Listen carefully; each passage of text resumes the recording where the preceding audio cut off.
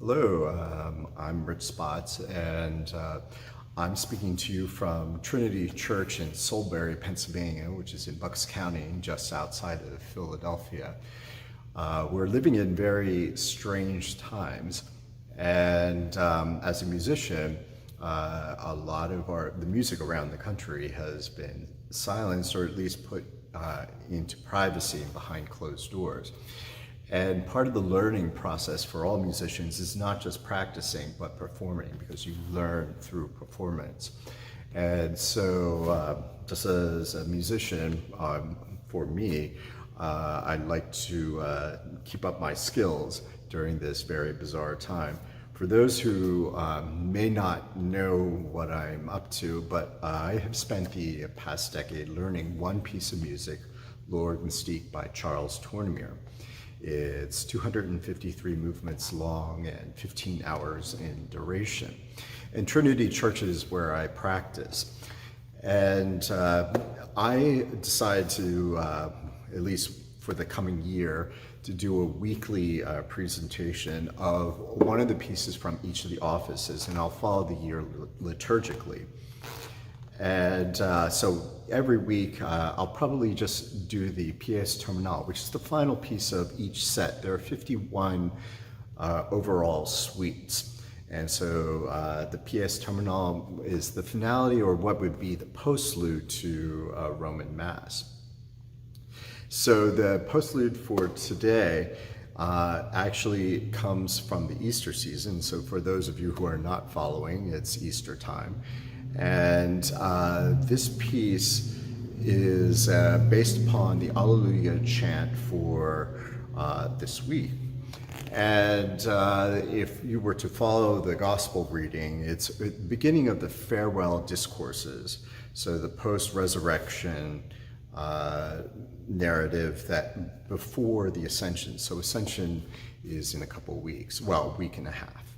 And so this represents a foretokening of the final apotheosis that the ascension represents.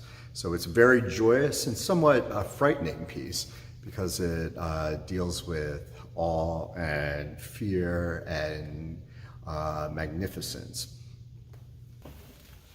A little bit about the organ and Trinity Church. In the mid-1990s or so, the church suffered a fire. It was a very mysterious fire, and some fear that it was arson.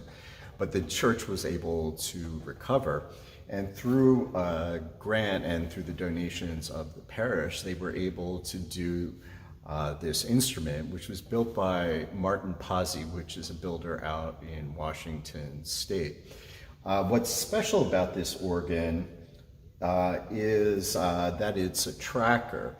And for those of you who may not know what a tracker is, this is actually, the pipes are actually speaking through the mechanical action of the keys. So my touching the keys actually is pulling down a pallet that's releasing the air. In most pipe organs nowadays, there's an electric impulse that will go up to the organ and activate the wind. A lot of people love trackers, and a lot of people don't, because the action is actually heavier than an organ. And it's a little more idiosyncratic. So because of the natural humidity in the air and different heat and all that kind of stuff, the keys can be a little bit uneven, but it's part of the joy of playing. And a lot of people who love trackers enjoy being able to feel the release of the pallet and the pull of the wind, or the rush of the wind into the pipe.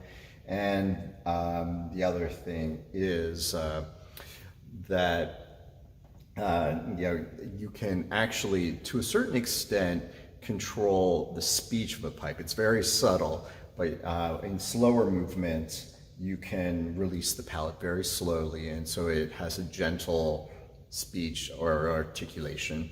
And then when you speed up, there's more of a pop to the voicing, which gives it clarity.